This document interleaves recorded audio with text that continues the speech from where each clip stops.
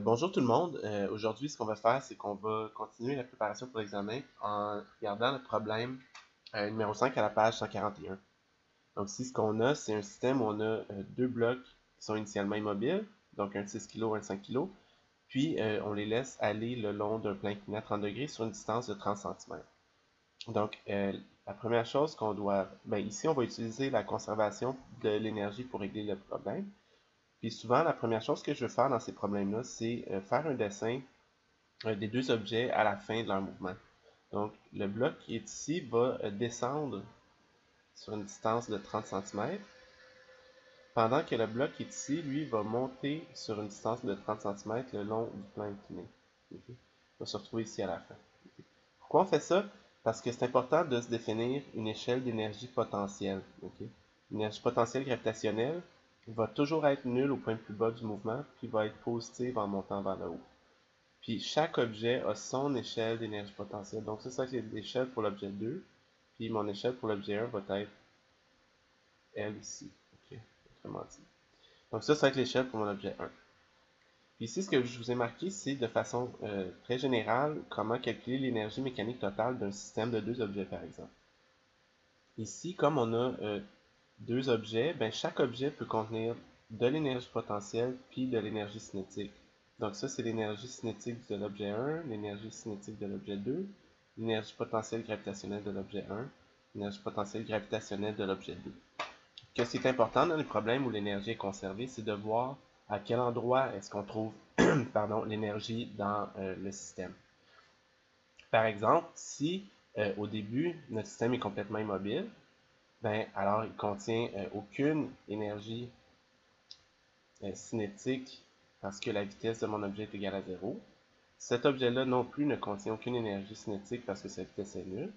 Puis notre objet 1 est au point le plus bas de son mouvement dans la situation initiale. Donc il contient aucune énergie potentielle gravitationnelle parce que sa hauteur initiale est nulle. Donc l'ensemble de l'énergie qui est disponible dans mon système au début se trouve dans l'énergie potentielle gravitationnelle de l'objet 2 qui est plus haut que son point le plus bas. Donc on peut calculer l'énergie totale initiale. Ça va être simplement m2 fois g fois la hauteur initiale de l'objet 2.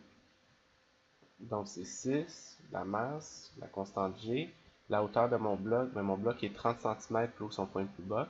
Ça me donne une quantité d'énergie initiale disponible de 17, ouais, 17,64 joules qui sont disponibles pour faire un travail. Donc ensuite, qu'est-ce qui se produit avec cette énergie-là? Au fur et à mesure que les blocs descendent, le bloc de 6 kg perd son énergie potentielle. Il y en a une partie de l'énergie qui est dégagée ici qui sert à augmenter l'énergie potentielle de mon bloc numéro 1, puis le reste va se retrouver sous forme d'énergie cinétique partagée par les deux objets. Donc, aussi, qu'est-ce qui est important de noter, c'est puisque dans ce cas-là, dans le premier cas, on n'a aucun frottement, ben, l'énergie mécanique totale va être conservée. Okay? Donc, l'énergie initiale, l'énergie initiale va être égale à l'énergie finale. Okay? Parce qu'il n'y a aucune perte due au frottement. Okay? Aucun travail fait par aucune force externe à mon système. Donc, je sais qu'à la fin, je vais toujours avoir 17,64 joules d'énergie. Okay? Parce que l'énergie est conservée à moins qu'il y ait quelque chose qui la fasse varier. Dans le cas qu'on a ici, il n'y a absolument rien qui fait varier l'énergie totale. Donc, ce qu'on va faire maintenant, c'est regarder comment cette énergie-là se répartit à la fin. Okay? Donc, à la fin, l'énergie est répartie de façon différente. Okay? Mon bloc numéro 2, lui, a perdu l'ensemble de son énergie potentielle gravitationnelle parce qu'il est rendu au point le plus bas de son mouvement. Lui va avoir gagné l'énergie potentielle gravitationnelle. Les deux blocs vont avoir pris la vitesse, donc les deux autres ici aussi vont être différents zéros. Donc, tout ça ici, mon énergie va être répartie dans ces trois termes-là que je dois chercher à évaluer. Si je pense, je connais les masses, je connais aussi la hauteur sur laquelle mon objet 1 a monté. Ça me permet de trouver la quantité V2 qui est la seule inconnue, qui est la vitesse partagée par mes deux blocs. Donc si je regarde à quelle vitesse, à quelle hauteur est monté le bloc numéro 1 pendant son mouvement, ben, ce que je peux faire, comme une seconde, c'est que si mon bloc numéro 1, lui, il parcourt une distance de 30 cm le long de mon plan incliné, ok? Donc, ce que je sais, c'est que s'il a parcouru ici une distance de 30 cm, puis qu'il monte un plan incliné à 30 degrés, il va avoir pendant ce temps-là monté d'une certaine quantité h ici, ok? Puis si j'utilise la définition du sinus, le sinus de mon angle de 30 degrés, c'est côté opposé sur hypoténuse. Donc, je suis capable de trouver ici h qui est égal à 0.3 fois sin de 30 qui donne 15 cm. Donc, mon bloc va avoir monté d'une hauteur de 15 cm. Donc, maintenant, je peux regarder dans mon équation de conservation de l'énergie. Okay? J'avais 17,64 joules d'énergie disponible. Là-dessus, j'ai quoi? C'est réparti comment? Une demi fois la masse de l'objet 1, qui est de 5 kg fois sa vitesse au carré. L'énergie cinétique de l'objet 2, une demi fois la masse fois la vitesse de l'objet 2 au carré, plus la masse de l'objet 1 fois g, fois la hauteur de l'objet 1 à la fin de son mouvement, qui est 15 cm. Ici, ça donne 7,35 joules. Donc, ça veut dire quoi? J'avais 17,64 joules d'énergie disponible au début. J'en ai 7,35 qui ont servi à faire monter mon bloc numéro 1. Ben, le reste, c'est-à-dire environ 10,29 joules, la différence, est égale à l'énergie cinétique totale de mon système. Donc, en regroupant les termes constants, donc en envoyant 7,35 de l'autre côté, il reste 10,29 est égal à 5,5 fois v carré. Ça me permet de trouver la vitesse qui est égale environ à 1,36, 1,37 mètres par seconde. Donc, ça m'a permis de trouver la grandeur de la vitesse des blocs. Ça, c'est pour la partie numéro 1 du problème. À la question B, maintenant, on se demande ce qui se produirait si on avait du frottement en plus. Okay? Donc, si le bloc 1 était soumis à une force de frottement de 4,25 newtons, okay? Ben, ça change. Premièrement, il faut remarquer que ça change absolument rien sur la situation initiale. Okay? Qu'est-ce que je veux dire par là? C'est qu'on a toujours autant d'énergie qu'on avait au début. Okay? Ça reste vrai, autrement dit. Les deux blocs sont immobiles, le bloc 1 est au point le plus bas de son mouvement, le bloc 2, lui, contient toujours la même quantité d'énergie parce qu'elle est indépendante du frottement. Donc, j'ai toujours une quantité de 17,64 joules de disponible dans mon, dans mon système. Okay? Donc, j'ai toujours la même quantité d'énergie disponible. Ce qui change, c'est que cette énergie-là va diminuer au fur et à mesure que le bloc 1 va monter, parce que comme le bloc 1 est soumis à du frottement, ben, il va y avoir un travail qui va être fait par le frottement, okay? Au fur et à mesure que le bloc numéro 1 monte.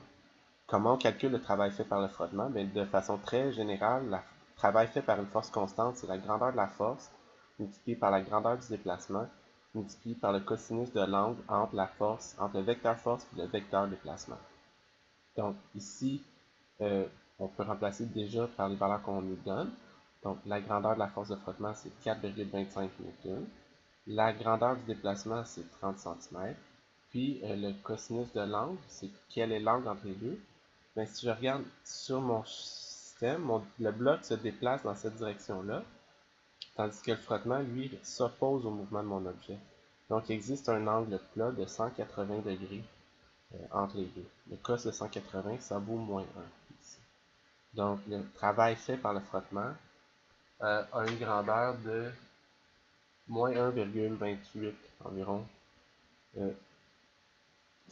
Moins 1,28 joules.